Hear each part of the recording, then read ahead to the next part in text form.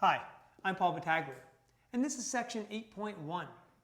Students come into Section 8.1 with little or no prior knowledge as it relates to sequences. If they have some knowledge, it's probably been a long time since they've seen it. So we do have to take some time, talk about some of the notation involved, and then talk about these terms, convergent and divergent. So the essential question we would like students to be able to answer at the end of Section 8.1 is, how do we determine the convergence or divergence of a sequence? Now, what I like to start off with right away is notation. And that helps me address mathematical practice number 5, as I teach students how to assign the proper notation to a sequence.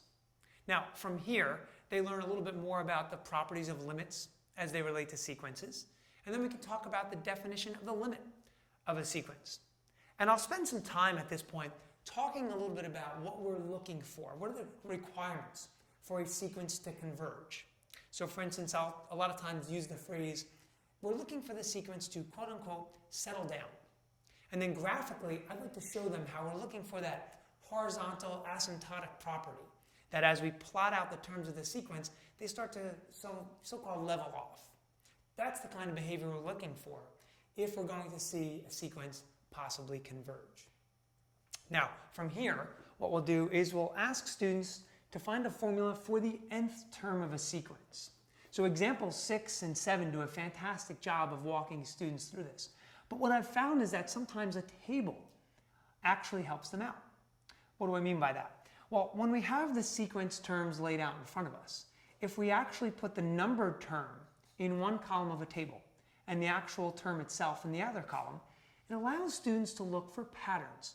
Is the sequence, or the terms of the sequence, are they linear, exponential, quadratic? This goes a long way in helping them try and write the formula for that nth term.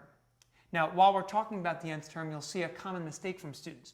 And that is, they think that they could actually determine convergence just from looking at the given terms. Remember, if we're talking about an infinite sequence, the students might only be seeing 5 or 6 terms of that sequence. We're not ready to talk about the convergence of that sequence unless we look at the nth term.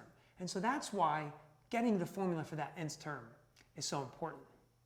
Now, as far as AP exam tips or even tips to help my students on my assessments, what I need them to understand is that first and foremost, we're going to stay away from recursively defined sequences. They're not covered on the AP exam. We are going to only stay with explicitly defined sequences. Also, I want them to start looking at relative rates of growth. Now, we talked a little bit about that when we talked about improper integrals. Now it's time to revisit it because we'll see some factorial expressions. Students should understand that a factorial expression always grows faster than an exponential function. I hope these tips have been helpful, and I'm sure you'll find much success in Section 8.1.